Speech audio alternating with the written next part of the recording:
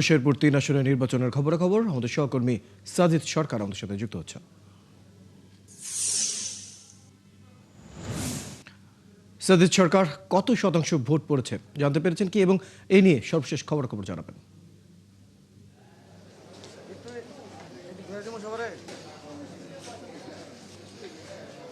Royal, ইতিমধ্যেই যে vote গ্রহণ আপনি শেষ হয়েছে জানেন, এবং ভোট গণনাও কিন্তু চলছে এখন পর্যন্ত। আমি এর আগে সংবাদ সংযোগ বিশেষ করে দুপুরে যখন আসলে ভোট গ্রহণ বা বিভিন্ন কেন্দ্রে আমরা করছিলাম, আমরা কিন্তু বলছিলাম যে 50 থেকে 60% মধ্যেই ভোট পড়বে।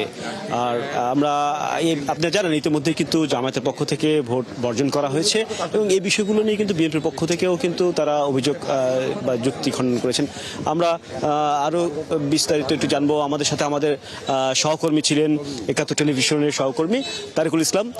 আপনি বিভিন্ন কেন্দ্র ঘুরেছেন এবং কিছুক্ষণ আগে বিএনপির পক্ষ থেকে কিন্তু একটা সংবাদ সম্মেলন করা হয়েছে। তাদের পক্ষ থেকে এই অভিযোগের বিষয়ে কি বলা হয়েছে, তারা যে জামায়াত যে বয়কট করলো?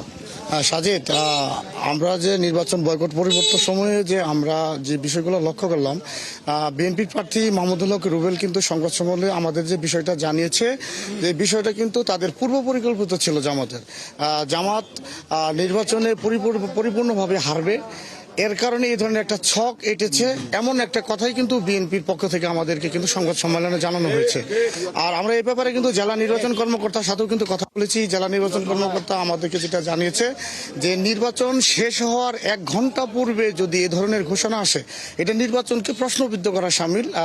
রিটার্নিং কর্মকর্তা আমাদেরকে এই ধরনের কথাই কিন্তু জানিয়েছে। তবে নির্বাচনে কিন্তু পরবর্তীতে কার্যক্রম কিন্তু চলমান আছে, এখনো নির্বাচনের ভোট গণনা চলছে। আমরা কিন্তু নির্বাচনের ফলের অপেক্ষায় আছি, যে পরবর্তীতে কে বিজয় হয় সেটা দেখার অপেক্ষা আছি। সাজিদ, ধন্যবাদ তারিকুল ইসলাম।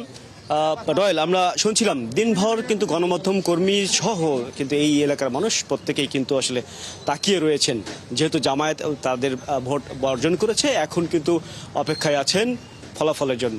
রয়েল, ধন্যবাদ সাজিদ সরকার, আপনি আছেন সেখানে, খবর রাখতে থাকুন। দর্শক, আমাদের সাথে আমাদের সহকর্মী সাজিদ সরকার যুক্ত হচ্ছেন, জানাচ্ছিলেন শেরপুর ৩ আসনের নির্বাচনের সর্বশেষ তথ্যগুলো।